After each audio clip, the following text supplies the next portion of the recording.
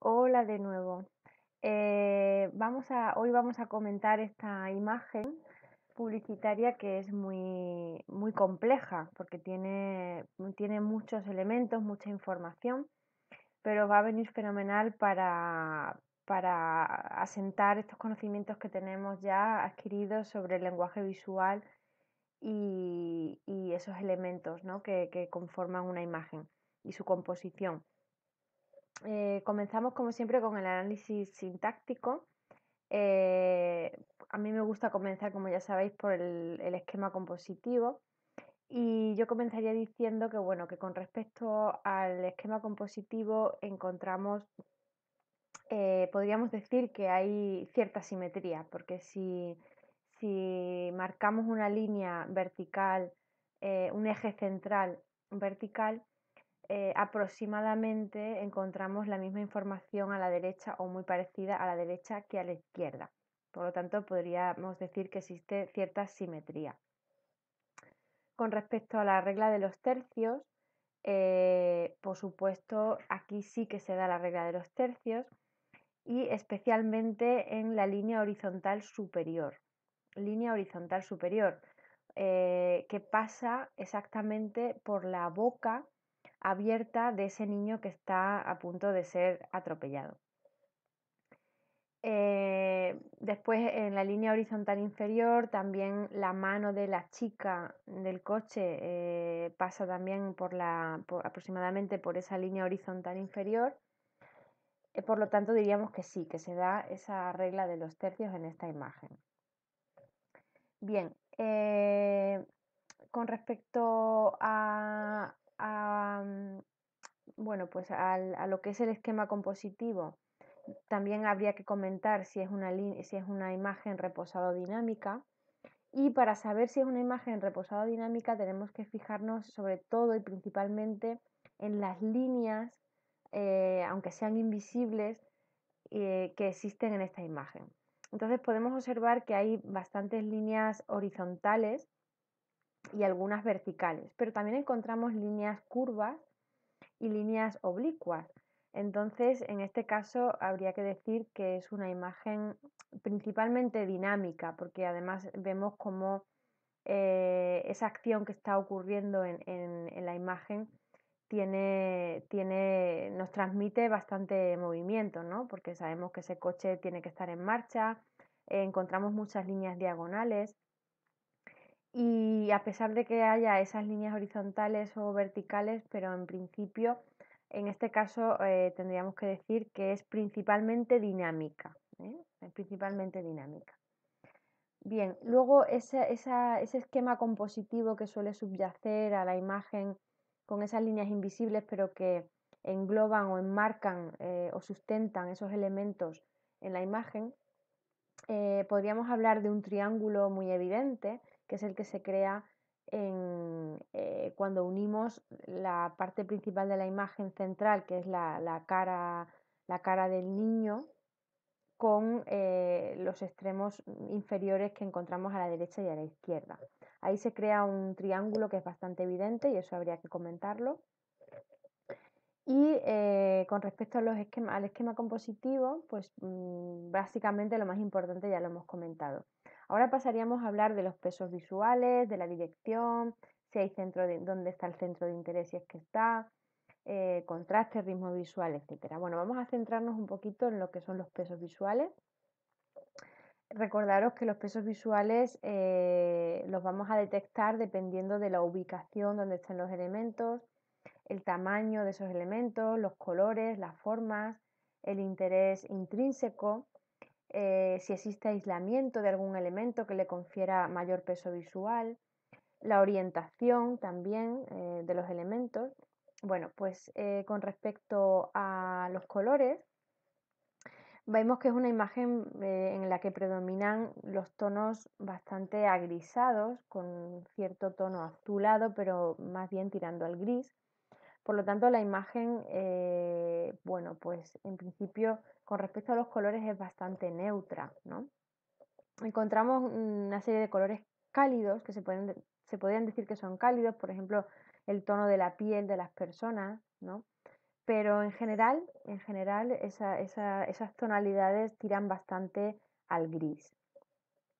Sin embargo, encontramos un tono cálido muy evidente que está en la frase que encontramos arriba a la derecha, y las palabras both sides están en color naranja. Nosotros sabemos que los colores cálidos tienen mucho peso visual, pero además esa frase se encuentra situada por ubicación en la parte superior derecha.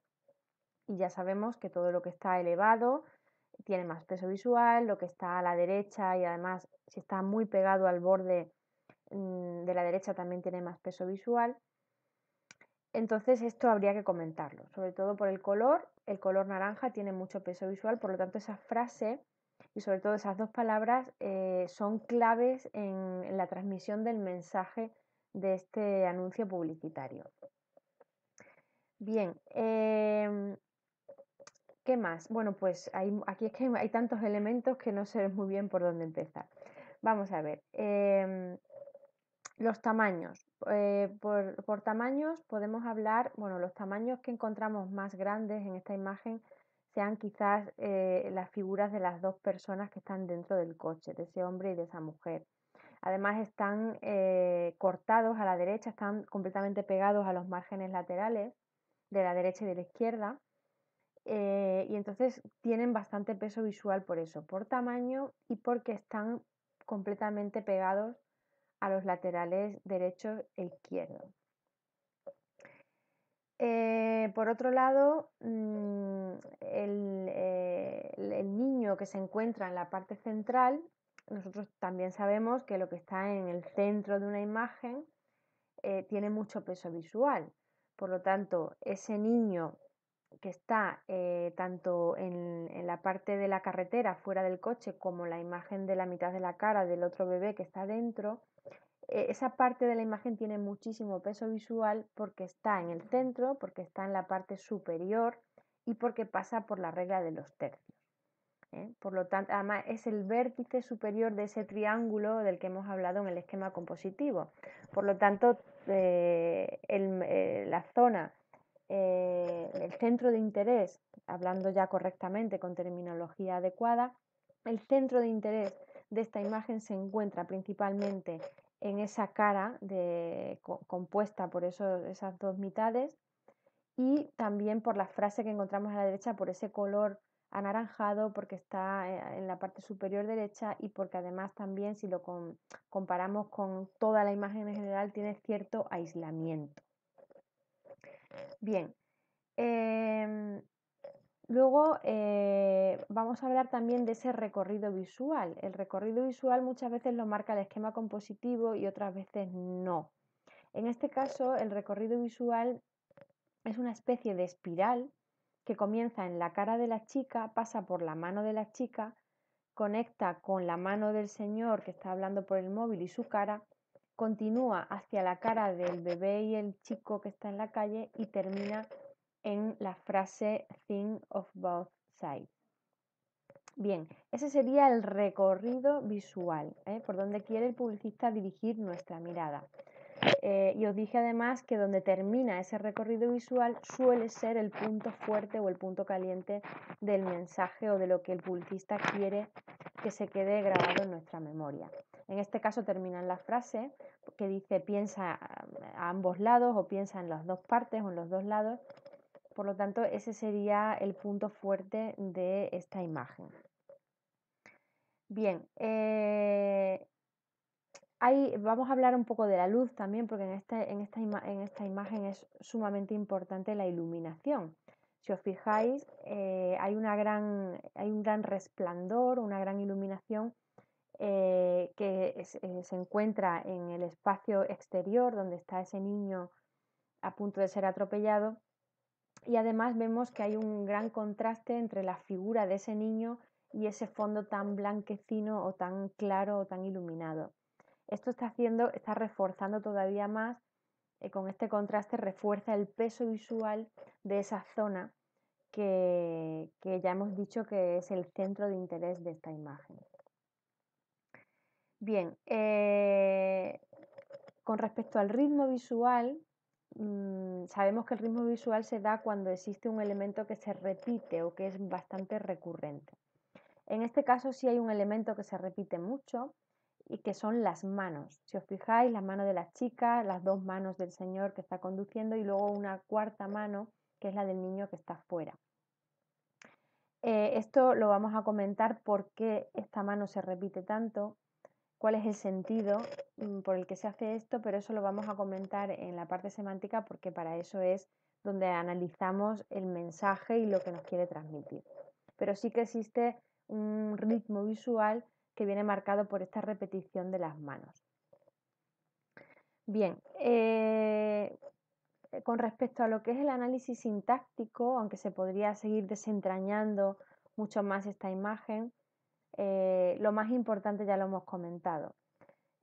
Pasaríamos ahora a comentar la parte semántica, que os recuerdo que son tres cosas: el mensaje, el público al que va dirigido y las figuras retóricas visuales. Bueno, el mensaje que nos está mandando es muy claro y es que tengamos mucho cuidado a la hora de conducir porque si vamos distraídos podemos atropellar a algún peatón o podemos provocar un accidente en el que no solamente salga perjudicado esa persona a la que atropellamos, sino que también nosotros o las personas que van en nuestro coche también. Bien, este es el mensaje principal. Además, si leemos la frase que está debajo, ya concreta un poco más, incluso nos habla de las vacaciones escolares, que hay muchos más niños en la calle y nos insta a que tengamos extrema precaución en esta época del año. Bueno, la parte del público al que va dirigido, pues en principio va dirigido a esas personas que conducen, ¿no? que tienen coche, que tienen carnet de conducir y que habitualmente pues utilizan este transporte. Evidentemente una persona que no tiene coche pues no, pues, que no lo usa, pues a este tipo de anuncios pues no le afecta, ¿de acuerdo?